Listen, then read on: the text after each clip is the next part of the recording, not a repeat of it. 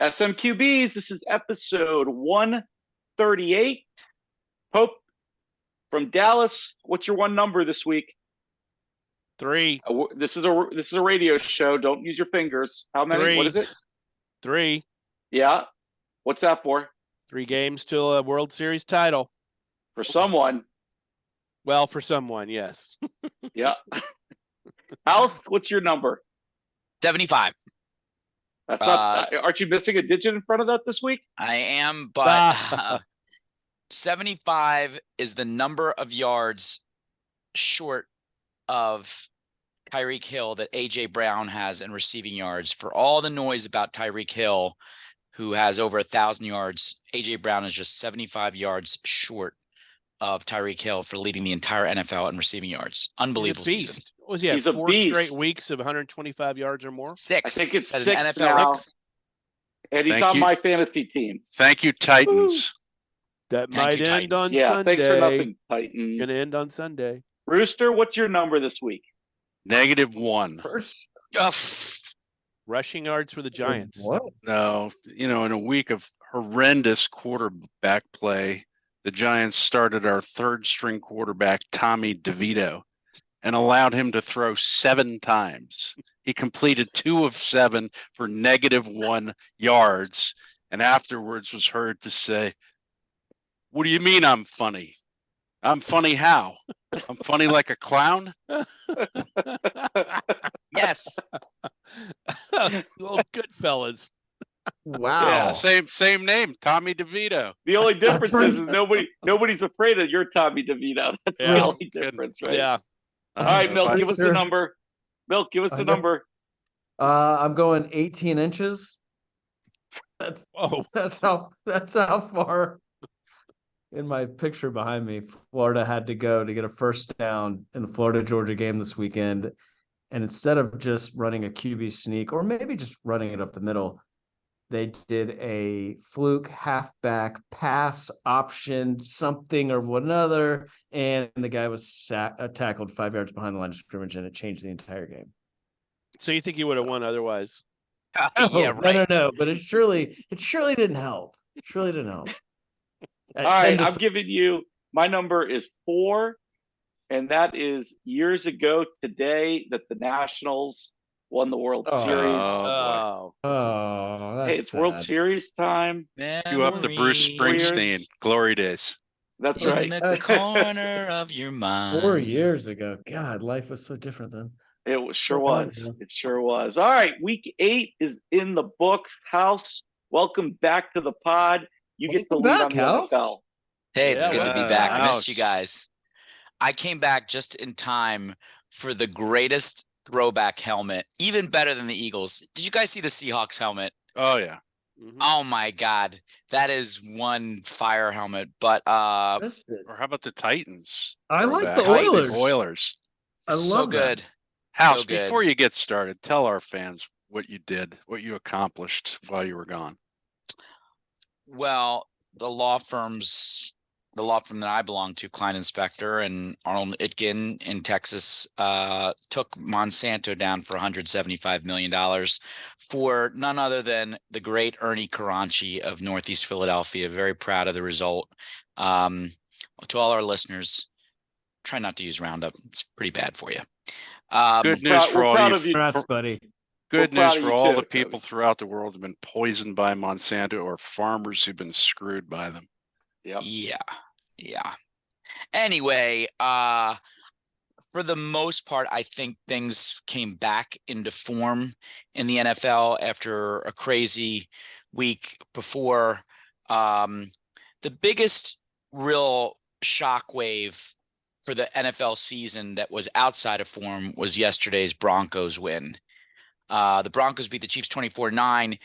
There is some talk that the flu went through Mahomes' family and he wasn't great and he was getting fluids. I don't know. I mean, you could have done any number of things to still have beaten the Broncos and that team, which is pretty bad. So that was a shocking defeat. But other than that, the Bengals-Niners game, this pod has been saying for weeks on end, don't really count out the Bengals. I think we're starting to see them come back into form. I think we're seeing the real Joe Burrow stand up. I thought in a game of like, should we pay attention to either of these teams between the Saints and the Colts? I thought that was a somewhat interesting game where the Saints found their offensive groove and beat the Colts 38-27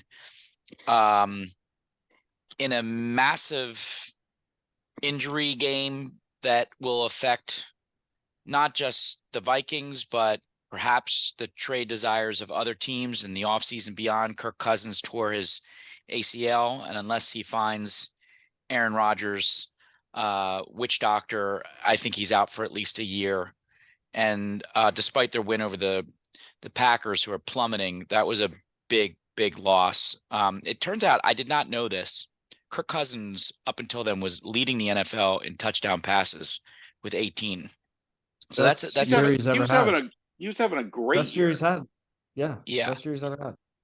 Well, one of the interesting things I'm finding about this Vikings team is how much better they've played in the last few weeks without Justin Jefferson, and what a stud Jordan Addison. I think we always knew that he would be, but they didn't drop off that much without J-Jeff. I think last year, at the beginning of last year, I said to you guys that last year, the Jags and the Lions would be the teams that would turn it around, maybe not make the playoffs, but really get close to it. It was laughed off.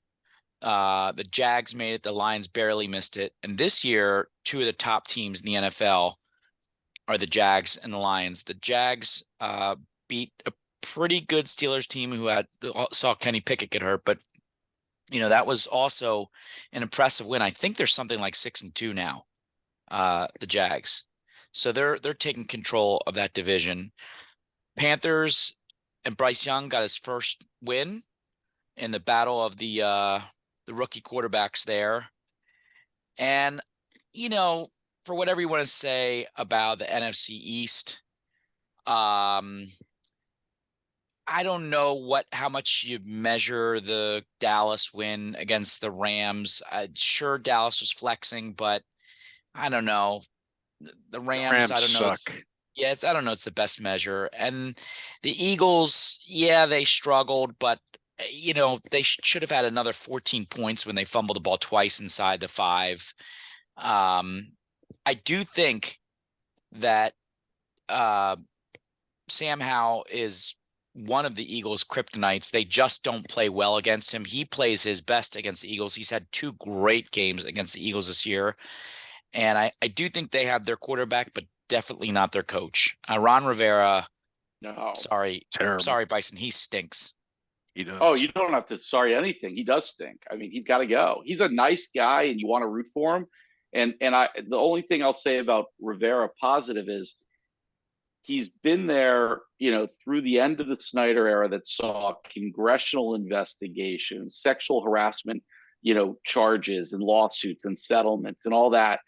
And I mean, at least Rivera was sort of a stand-up, ethical guy who from being a solid person was the only thing you could look at and be proud of that team for.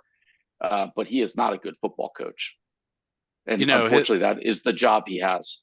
That play where Devontae Smith probably did not make that catch at the ball hit the ground.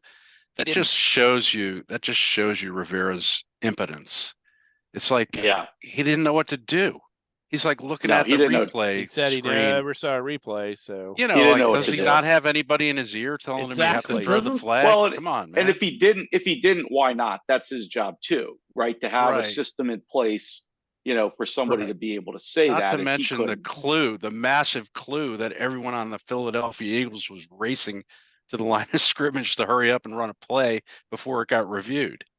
But if I'm looking at this right, the only thing I will say is that vaunted Eagles defense, the Commanders were 30 plus points twice, 31 both games against them. I don't think anybody's. I don't think you need to make any excuses for beating the Commanders by a touchdown. They played a hell of a game, and what the Eagles keep doing is winning tough games, and that's what winners do. You keep winning. I mean, but I don't take anything away from the Commanders, though. They played a hell of a game. Yeah, and I don't want to spend too much on time offense on the Commanders, but I am a little surprised. I feel like this slight regression for Scary Terry. I feel like in some ways Dotson and Samuel make more big plays for that offense right now, at least, than Terry McLaurin. Am I wrong on that? Yeah, you are. I mean, he had 2 bad drops yesterday. He also had a pretty great touchdown in the first quarter. That's the second or third one like that he's had this year. Dotson had been all but missing this season until last week. People were wondering what was wrong with Dotson.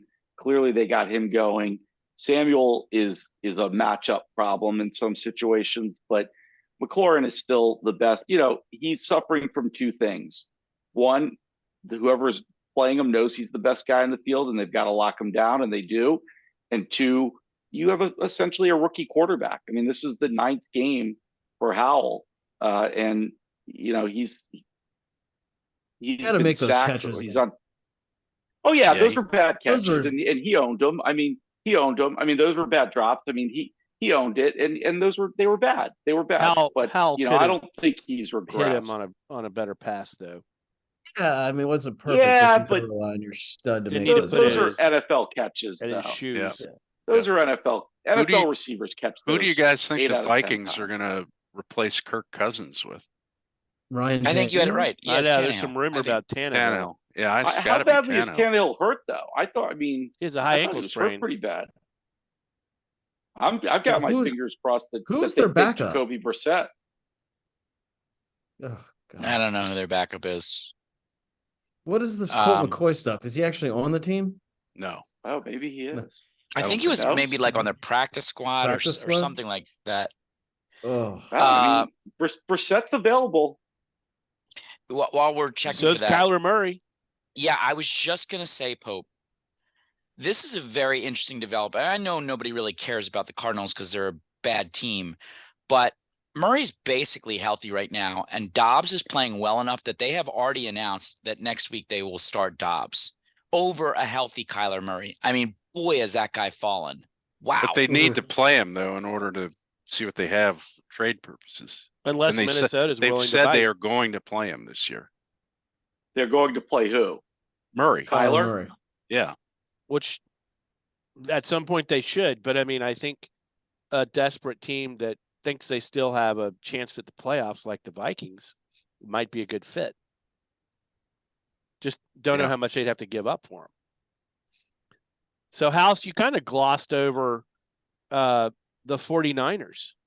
I mean, after the Cowboy game, we had anointed them as equal. The Eagles and the Niners were clearly the best 2 in the NFC. Yeah. And didn't expect that they would lose 3 in a row. So what are we thinking here? I don't think Purdy should have played this game. I agree with you 100%. He was in concussion protocol during the week. He definitely was not playing his best. And now there's video he had a bye too. See where he got knocked backwards and his head bounced off the turf? And then he held his head right after that. Right. I guarantee you he's going to be in concussion protocol again this week. And now he might be out several weeks, though. Right. They have a We bye. saw this with Tua last year. Yeah. They shouldn't have brought him back. Played like shit. Really bad. Really bad. And I do think that doesn't solve all the problems for the Niners right now, though. Debo's still out. And that's a massive part of their offense. And when you've got Debo and McCaffrey both playing, that's the ultimate in matchup problems. When one is off, you can look, McCaffrey had a nice game, but you know the ball is going to him. And I don't know. I never thought the Niners with Purdy were all that. I know he had that impressive streak and all that stuff, but I don't know. I think they got real problems. Their defense didn't look great either. So their next 3 of their next 4 games are brutal. They play at the Jags next week or the week after the bye. Then the Bucks, I guess that's a win. Then they play at the Seahawks, at the Eagles, and then the Seahawks go to Yeah, the they 49ers. could lose 3 of those games. They could lose Well, 3 of those the 5 buys games. coming at a good time for them. But it just proves, injuries are just so devastating in this league. I mean, look, if the Eagles lost Jalen or AJ Brown for a couple games, we'd be saying they're in trouble, right? I mean, there's a few key guys that make teams go because of the parity level in the NFL. You need to have those just dominating players. House, what did I say in the beginning of the year about what the Eagles should do with their running game? Hand the ball off all the time. Just feed To it. one guy, to Swift, and stop doing the committee. It's and look so what's stupid. happened. It's so stupid. They're using Swift as a number 1, and it's paying dividends. Yeah, but when they're not this weekend, it didn't. Yeah, and this weekend they handed the ball to Gainwell, who fumbled. In the first 19 plays, 18 were passes and 1 was a run. So they did not run enough, and I think they should have. But this is a little bit of some insight before the Dallas game. I would say that there is at least a 25% chance that Jalen Hurts does not play Sunday. Because of his ankle? Yeah, he's nursing a bone bruise on his knee that is causing him a lot of pain. And they've got 1 loss on the season. They've got the best record in the NFL. They get to face Dallas again. Yes, Dallas is at home this week, but they've got a bye after that. They could get him a couple of healthy weeks. It would not shock me if they did that. If you see that play where they did run up to the line to try to get the playoff when Rivera didn't, he was hobbling so bad. Yeah, he's definitely not himself. Off the field after that too. He's not himself. Backup? Who's the backup? Our backup is none other than not television star Marcus Mariota. Oh, right. I thought you cut him. We still have him, unfortunately. He can run a team for a week. Gotten rid of Minshew. God, that was a terrible mistake. He can run the team for a week. I think I'm still picking the Eagles over the Cowboys with Mariota at quarterback. I would be shocked if Jalen doesn't suit up on. Yeah, Sunday. he's gonna play. Yeah. Whoa. Well, that raises a good question, actually. Well, go ahead, Milk. Go ahead. Well, I was saying, can we go back to the Chiefs game, because everyone this morning is panicking about the Chiefs? I mean, looking at Mahomes' number. So the week before they play the Chargers, right? And Mahomes throws 4 touchdowns or whatever. Ridiculous. He had 0 TDs, 2 picks. Is that Denver? Or, I mean, like, literally, was he really just sick? Because I'm having trouble believing that Mahomes in 7 days they had this 2-5 team had this unbelievable game plan to defeat Patrick Mahomes. Milk, was Taylor Swift there at the game? Right. That's the big thing. Absolutely. That's the big thing. I don't think she was. Travis Kelce. I don't think she was at the game. Travis Kelce averages 108 yards when Taylor is in attendance and 46.5 yards when Taylor is not there. What a shame. What a shame. And when Brittany doesn't get to play with Taylor, Mahomes is not as good. It's just, it's right there in front of you, Milk. It's right there. I think he had the flu. I think he had the flu. All right. Well, I got a question though. We've been touching about it a little bit. It kind of came up on one of our text chains yesterday, and I just, there was some jokes about Sam Howell and that sort of stuff, and I said, he's not in the top echelon, but listen, these are the starting quarterbacks. Okay, tell me when you want one. All right, and this is not compared to Sam, but just tell me when you want one of these guys. Josh Dobbs, Desmond Ridder, Lamar Jackson. I want Lamar. Yes, I'll take Lamar. Lamar. I'll take Lamar right now. Josh Allen. I want Josh. Agreed. All right. Bryce Young. Tyson Baggett. Joe Burrow. Yeah, I want Joe Burrow. PJ Walker. No. Dak Prescott. No. Russell Wilson. No. Jared Goff. Goff, I'd take Goff. Maybe Goff. Maybe Wilson. I take Is Goff Goff over Danny an Dimes right upper now. level quarterback? He is not. Jordan Love, No. DJ Stroud, Gardner Yes. Minshew, Trevor Stroud. Lawrence. Yes, Minshew. Yes. Yes. Yeah, the You girl. did not say What? Minshew. Yes, Milk. Minshew Yes, Minshew. He loves Yes. Minshew. as an upper I love echelon him. quarterback? No, your question was, would you Over take Howell. him on your Over team? Howell. Take No, Minshew over Baker no, Mayfield Pope, that's right exactly now. what I didn't say. I said irregardless of how and irregardless of the word. I said not comparing It's them not to a Howell. word. All right. It is a word. They Where- made it a word. It's not a word. It's- Where are you shouldn't be a going with word. this, Nate? They- It shouldn't be a word. Where are you Don't, going with don't this? make it a word. Don't make it a word. Merriam-Webster made it a word. in You're- Yeah, 20. where but are you going? Miriam's This is- wrong. This league has a lot Miriam of is parity wrong. at quarterback. I'm Where- just where are you asking. going I with just this? think there's Wait, let's get your question straight. Would you take him on your team, or do you think he's upper echelon? What's your question? no. Would you put this in the upper echelon quarterback?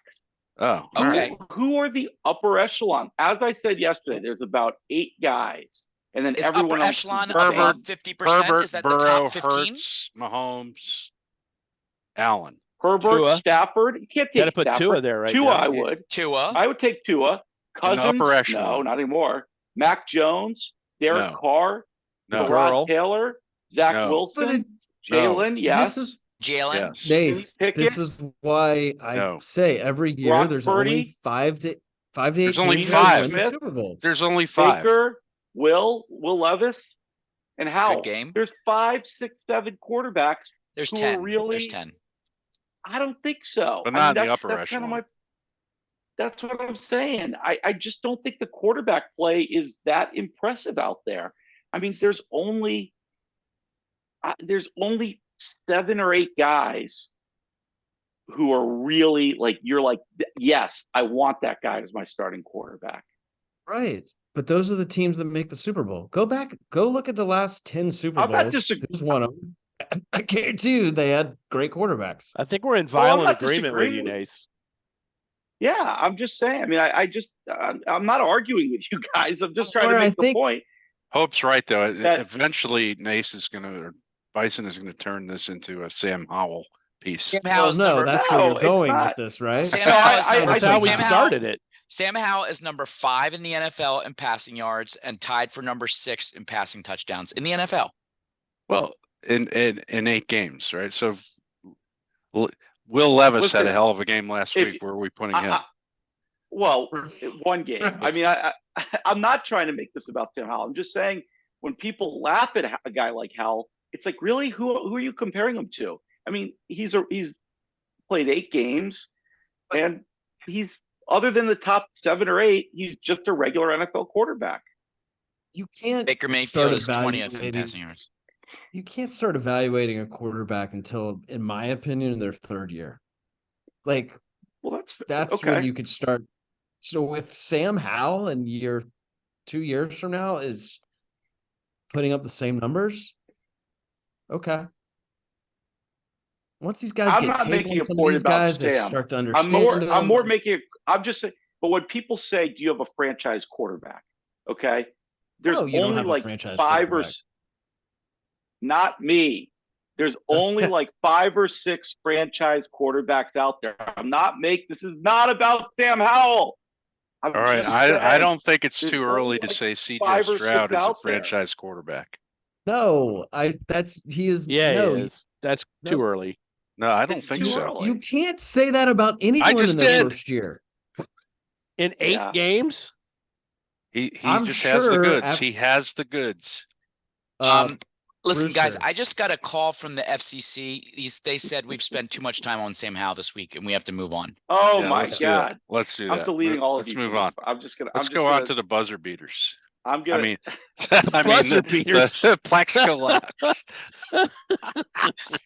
Ah, Ugh. Let me end it with this. After the first 8 games of Jameis Winston's career, we would have said he's our franchise quarterback. Great point. Good point. That's a great Milt. point.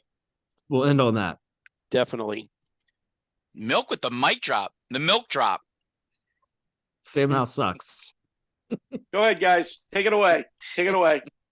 Since So- we put a topic out there ahead of time and nobody prepared and wanted to talk it, we'll just delete that segment. Somebody move on with the locks. Just kind of like you want to delete the was locks. What was your topic? I didn't. Sorry. Franchise Never quarterback, mind. whether Sam Howell's a Move franchise along. quarterback. All right, so No, that was not the topic. So thank you for covering Plaxico in my absence, but we have a real barbell situation going on in the Plaxico situation. Milk is a strong 6-2 and won again this week with the Jags covering. And on the other side of the barbell, we've got one of our podcasters at 1-7. We'll come to that in a moment. The Eagles covered. Did they? Yeah. I thought It was thought it 6.5 when we made the Oh, it was picks. 6.5. Okay. Yeah. Oh, so- you got lucky. You got lucky there. So Yeah. Rooster got a win there and moved to 5-3. Pope took the Niners, who lost 4-4, and both House and Bison took the Bills, who won but did not cover, dropping House to 5-3 and dropping Bison to 1-7. Whoa. So this is the week Bison's gonna get. He's gonna get it going here. So it's week 9. Bison, are you ready for your pick? I'm taking the Browns, giving 7. The Browns giving 7. To the Cards. All right. Good one. Milk. I really want to take the Falcons with this Vikings quarterback situation, but I'm going to take the Bucks -2.5 against the Texans. I've got the Texans -3. We're going with Score Mobile. Are you still willing It's to take the Bucks -3, plus yeah. 3? I'll take +3. Yeah, I'll do that. Okay. And House, you're taking the Texans? Yeah, I will take the Texans -3 against the Bucks. Son of a bitch. You son of a bitch. All right. I'm going to take the Colts -3 against the Panthers. Okay. That leaves Pope. Yeah, Milk, I will follow your lead and actually pick the Falcons. I had them giving I 4.5. think I like that. I think that's a good bet. I'm changing my pick. Although they have actually Heineke's coming in, right? The Legend of Taylor Heineke Heineke is better than the other dude. restarts, So reboots. So you've got the Falcons -4.5. That's what I have. What do you have on Yeah. Score Mobile? Yeah, that's Okay. it. I'm changing my pick. Oh God. Okay. I'm going with know the it. I know it. Saints -7 over the Bears. Okay, after I like last that. night, I like that. Okay, all right. Okay, yeah. All right. You I know, like that. we've been looking forward to this week for a while, guys. 3 huge games: Dolphins, Oh, Chiefs, yeah. Yes. Bills, Bengals, and Cowboys, Eagles. And we are in London on Dolphins, Chiefs, so we got football all day long. That's and Germany, right? The Monday Night Germany, Football yeah. all of a sudden is the In Europe. Chargers at the 4-3 Jets. Yeah. Don't look now. How do they keep winning? Don't look now. Don't watch their football games. That's God, what I they're meant. God awful. I almost took the Chargers, by the way. I kind of Chargers like are that. back. Chargers are back in the saddle. Well, there goes Herbert again. All right. Yeah. This is the point at which I log off. Enjoy talking about the World Series. You leaving us? Oh boy. Just for a minute. We haven't seen you It's one of since one the of your Phillies multiple lost. teams is in the World Series. What do you got? What do you got, Pope? Well, I mean, every 7-game series, there's games that really matter. Tonight is one of those. Game 3 tied 1-1. An epic game 1 followed by my perspective, a dud game 2. It doesn't matter which side you're on. It was, great pitching by Kelly for the D-backs, and small ball with a couple home runs made it not much of a competition on game 2, but game 1, just to recap, Rangers are down 2, bottom of the 9th inning, and Seager hits a monster home run to tie it up, goes to extra innings. And I did not remember, but the ghost runner is out for the playoffs. Thank fucking God, because I couldn't stand that. And I think it probably played to the Rangers' benefit, but Bombi Garcia hits a off-field home run, walk-off in the 10th inning. And for the first time since 1988, when Mr. Kirk Gibson hits a home run in game one, walk-off, first game one walk-off in the World Series. So Rangers really got outplayed at home, which is consistent with them in the playoffs. So they go on the road where they're 8-0 to the Snake Pit, where our good buddy Nerdarami will be there in full force. And tonight we got Mad Max picking the ball up. Hopefully his third start after his rehab, he's going to be sharper because he needs to be, because the Rangers cannot afford to go down 1-2 in this series. 3 games in Arizona. Arizona's playing really good ball right now, guys. I do not feel good about the direction of the World Series. What do y'all think? They seem like a team of destiny, man. Yeah, I mean, you get a guy on first base, and he's going to be on second. Nobody's thrown any of them out in the postseason. I mean, it's almost like a guaranteed going to second base if you walk them or they get a hit, and then they get that whole thing starting up. And Corbin Carroll, I don't think many people knew about him coming into the postseason unless you're really inside baseball. But God, he is an amazing talent, and we'll be watching him for quite a while. He is fun to watch. Well, people listen to our MLB preview. They knew about Corbin Carroll because this pod. Yeah. Well, we were also. Yeah, I mean, he was probably one of the top prospects in baseball. I don't think people thought he'd blow onto the scene like this, but he was for sure a superstar in the making. And I think Arizona pitchers, if they are smart, they're going to pitch around Garcia and force the rest of the Ranger lineup from 5 to 9 to hurt them, because so far they have not been very strong. And then Simeon as leadoff has been a disaster. So, like I said, I mean, Rangers have some issues with their order right now, and unless they get some really good pitching performances, I think they're in big trouble. You want to make another prediction on how many games they'll win? You should say 0. Did you well in the past. Right. Yes. Did you see that story about Tommy Pham giving up his at bat?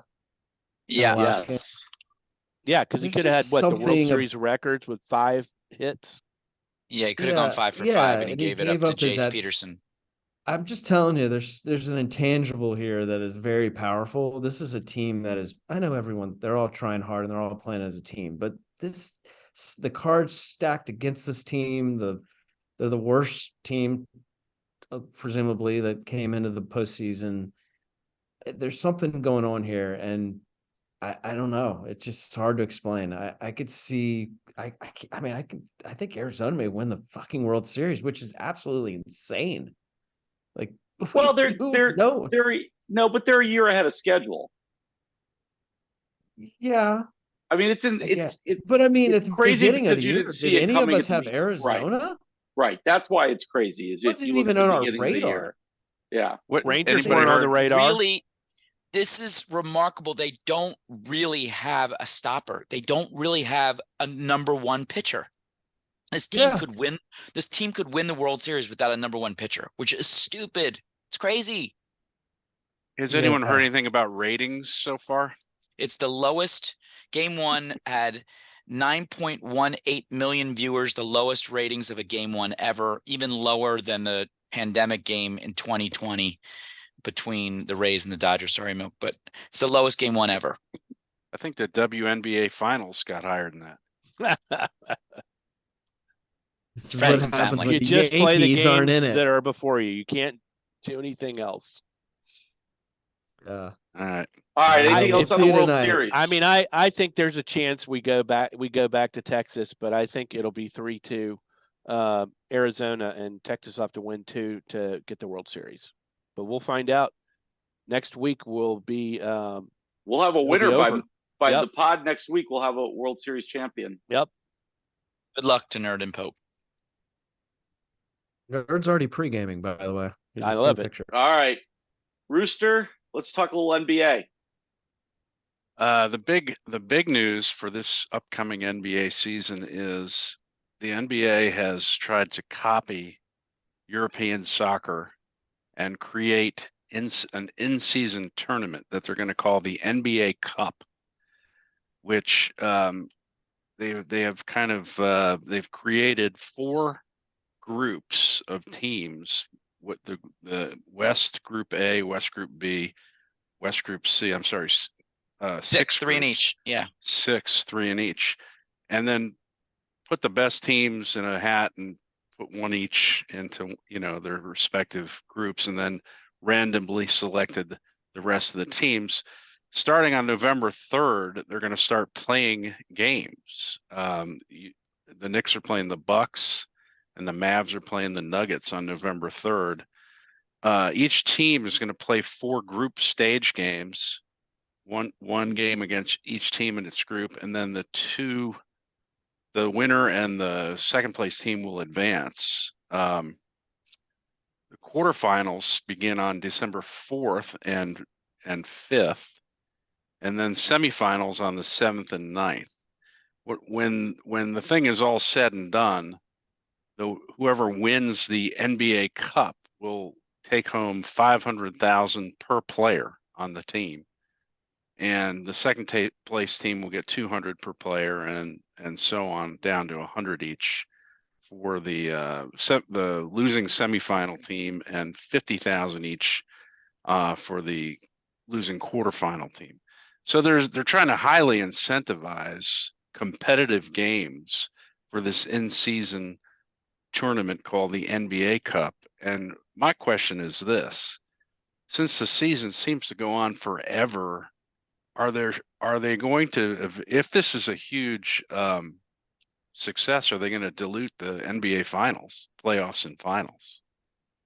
What do you guys think? I love it. I love that they're doing it. I think it gives fans a reason to show up for teams that might not otherwise have a real shot at competing in the playoffs.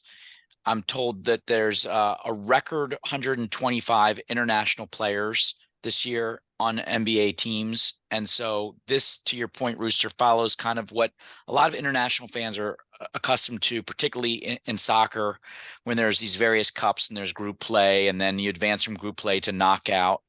Yep. I saw some of the floor concepts that they're doing. All the floors are going to have a special design for each time in the cup games. I think it's cool. I don't think it dilutes the product. I think there's some wild, like we talk about in soccer with like a group of death. I mean, how about like this group of the Grizzlies, the Suns, the Lakers, the Jazz, and the Blazers, or the Nuggets, the Clippers, the Pels, the Mavs, and the Rockets? I mean, right. There's gonna be some really good basketball played. But then you compare that to the West Group C: Kings, Warriors, Timberwolves, Thunder, Spurs. Yeah. I could see the Warriors, if they ever get back into form, just marching through that group. Another tough group is the East A: Sixers and Cavs and Hawks. Pacers are supposed to be really good this year, and the Pistons, all their young guys are healthy. Could be a tough group to come out of.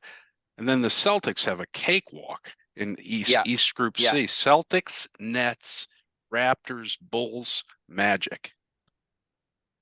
Well, and I think the important thing is, a big distinguish between this and Champions is that the group stage games count for the regular season. Yes.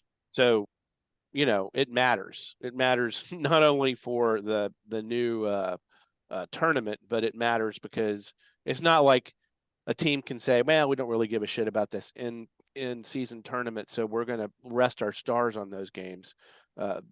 They actually count towards regular season, home court, etc. So I think that was smart. Pope, is it just the group stage that counts? Yes. Right. Because, the quarterfinals will be played December 4th and 5th at the higher seeded team.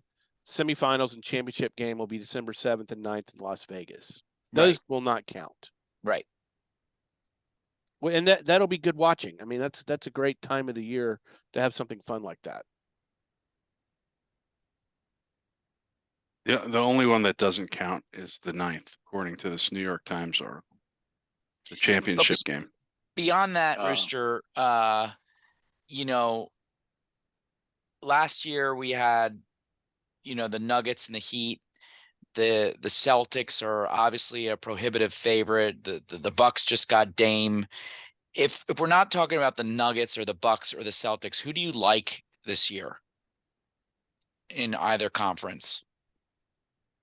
The Nuggets, the Bucks, the Celtics. I think they're the prohibitive favorites. Yeah, it's right? hard if Porzingis plays the whole season and is 2/3 as good as he was in game 1 of this season, and they have Drew Holiday playing defense and handling the ball in place of Brown handling the ball. Remember during the playoffs, Yeah. Brown lose the ball every time he takes the ball up the court. I don't see anyone beating the Celtics in the East. In the West, That's putting a lot on KP. He tends to break down.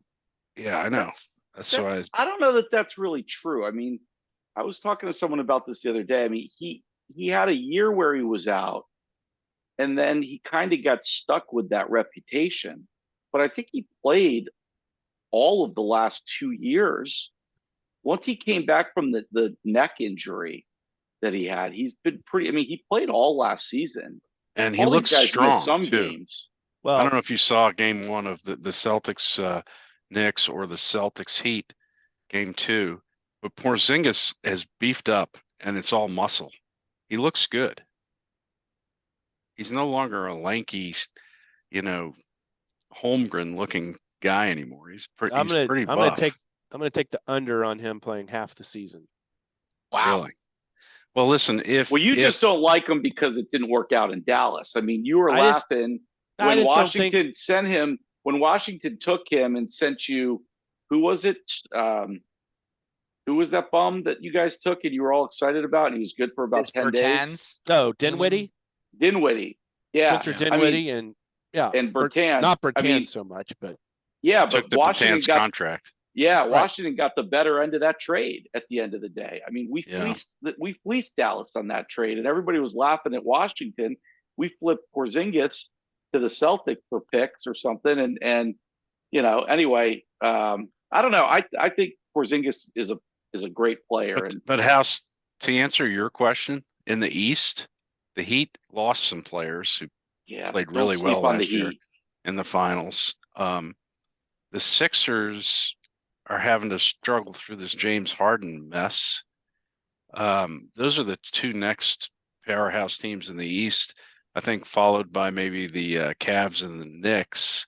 But those two, the Cavs don't seem to pull it together in the playoffs, and the Knicks are 1 star away from being able to compete with the teams we just mentioned. In the West, I actually think once you get past the Nuggets, we may be looking at some new teams who are competing the end of the year in the West, because I think the Suns have gotten worse and the Lakers have gotten older. I'm really curious to see how some of these other teams, like I hear the Clippers are looking really good so far.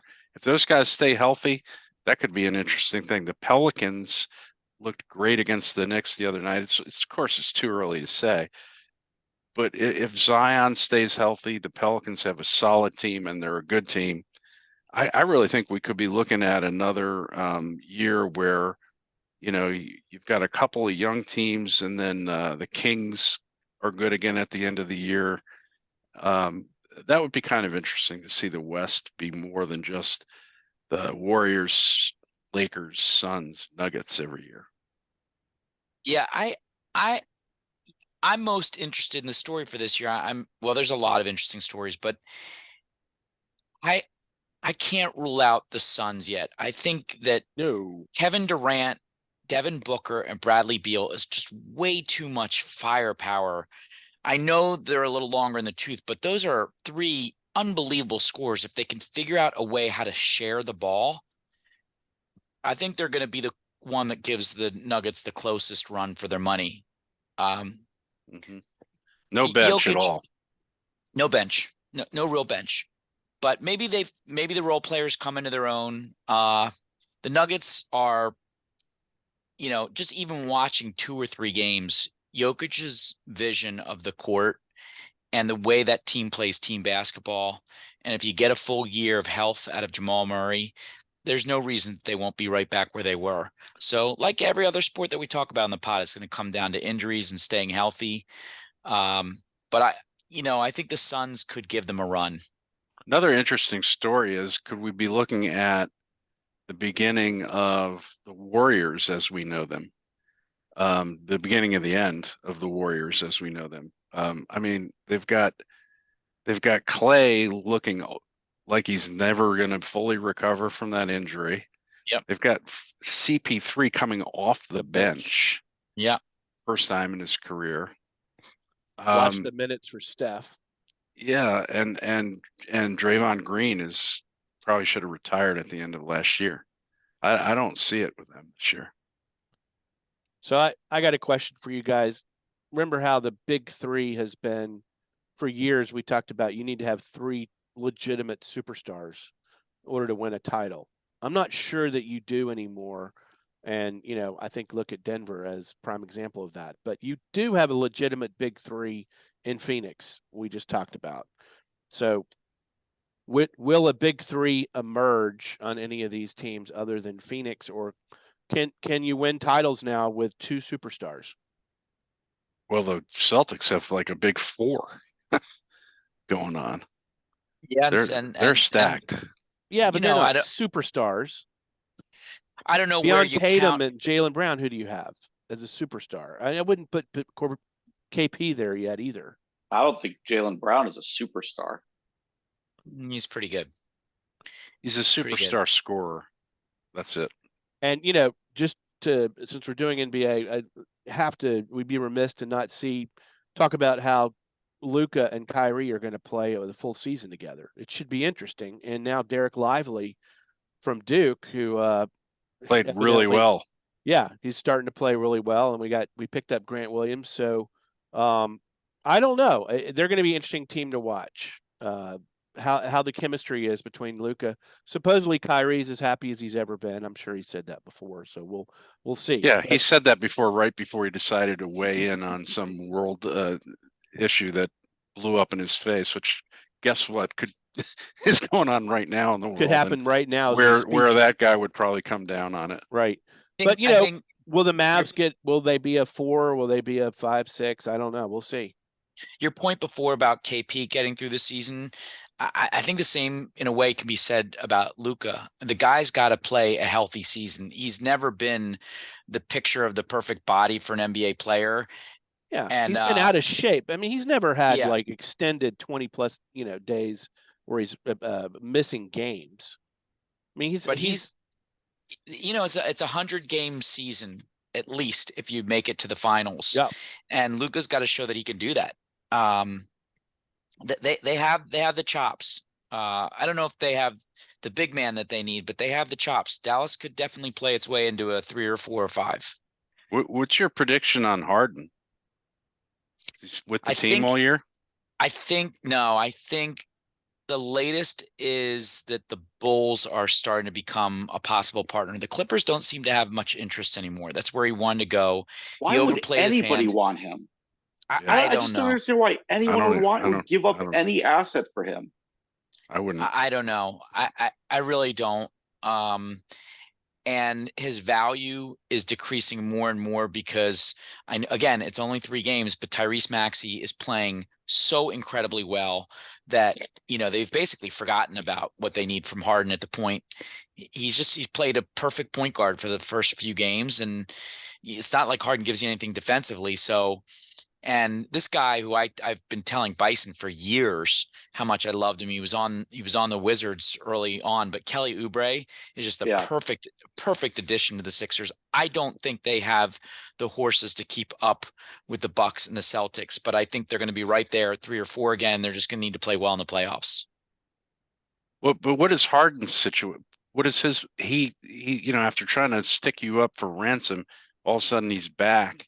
But the team's not letting him get on the team flights to games. I mean, they hold all of his cards. It's not like he's got a no trade, and they can decide where he ends up and what they get for him. And so he either comes, says his mea culpa and says, I want to play on this team and I'm going to be a perfect teammate, or he just sits until we get I the just best leave offer his necessary. fat ass at the end of the Yep. bench Yep. and just let him sit there and waste the last couple of years of his career away. Fuck him. Yep. All I right. agree. Anything else on the NBA? Who's got a punchable face? Speaking of James Harden. I Can't do him 2 weeks in a row. Segue. I have a punchable face. It's a little bit overdue. I've been sitting on these while I've been missing the pod. Oh, I'm gonna combine them into one, but my punchable face goes to the sports whiners out there. I hope none of these are you. The whiners who are whining about wild card teams and the advantage that they had in the MLB playoffs, and they need to change the format of the playoffs to make it a little bit easier for the Dodgers and the Braves to succeed. Enough with that crap. You're watching some very, very good baseball, or at least some number of American people are watching it, but there is very good baseball being played. And in the end, although the Phillies didn't make it, the Phillies and the Astros were in the World Series last year. Okay, they weren't the best teams in their league by record, but the fact that they made it back, it's not like these are bad teams. And this whole thing is a joke. Either you're good or you're not good. You don't need to keep, if your complaint is that you need to stay in the groove and you need to keep having baseball games in order to stay well, you can set up your pitching rotation perfectly. That was an annoyance. And this continued bitching, and maybe it'll stop after the Eagles fumble this weekend, this continued whining about let's banish the tush push, the brotherly shove, whatever you want to call it, is a joke. well, if he's going to fumble, there's no reason to ban it. It is the biggest joke. The Eagles were having great success until that play. Other teams were failing it, and because the Eagles always got a first down or always got a touchdown, let's ban a good play. That's just the dumbest thing I've ever heard. And if the NFL takes that away in the offseason for all teams, including the Eagles, it's going to be like the punch of the year for me. Those are my punches. Stop whining. Just let these teams compete and stop making excuses. Mediocre. Punches. Well okay. said. Mediocre. Mediocre. Anybody else have a punch? Who's got a lasso? Nobody. No lassos? Come on. Come on. Come on. All right. How about a buzzer beater? Hope, you got a buzzer beater? Well, I mean, we haven't talked about NCAA football. Sorry about that, Milk. We let him go, but we Just had. remember, buzzer beaters are short and sweet. I know. Well, we had the elimination of one of the big pretenders, OU, this week, losing to Kansas, first time in 19 years. And then we have a huge game that'll decide kind of the course of the SEC towards the playoffs. LSU goes to Alabama, and Saban's opportunity for revenge, part 2 from last year. My buzzer beater is to the great Lionel Messi, who minutes ago won his 8th Ballon d'Or, the world's best soccer player, remarkably beating out Erling Haaland, who smashed the record for all-time goals scored in a Premier League season. But with Messi's World Cup victory, followed by the way he's transformed the MLS and the way he's just generally played, you had to give it to him. Congrats to Lionel Messi on his 8th Ballon d'Or. What do you guys think about this? Whether this Michigan sign stealing situation is going to stick to Harbaugh? Do you think he's implicated, or why didn't they renew his contract? Yeah, why'd they rescind it? Well, he's saying that's not true. There was some reports today that those were untrue reports. It's a powder keg. If he's remotely close to it, it is a powder keg for that program. If he's close to it, hello NFL, goodbye NCAA. Yep. Yeah. Commander's coach, maybe. Yeah. Phelan, is that your buzzer beater, Phelan? That's it. Yeah, that's it. All right, I got one. We got to pour one out just before the pod started tonight. Baseball legend Frank Howard passed away at age 87. Wow. He was the 1960 Rookie of the Year for the Dodgers. won the World Series in, let's see, what year did he win a series? 1963. He was a 4-time All-Star, National League Rookie of the Year. Said 2-time AL home run leader in 68 and 70, American League RBI leader in 1970. And the legend of Frank Howard about the just bombs he used to hit was that when the Nats came back and played at RFK again, they when Howard was there, they painted the seats in the upper deck white where his home runs went, and everybody would come into town and say, "Well, where was home plate at the time that he played here?" And they'd say it's about a foot or two off of where it is now, and none of the MLBers could believe that anybody could put a ball that far up. So Frank Howard, who was really known as the Washington Monument or the Capitol Punisher, rest in peace, Big Frank. And he And never wore a batting glove. He had, Yeah. he had a body powered by steak and potatoes. I mean, just amazing. Yep.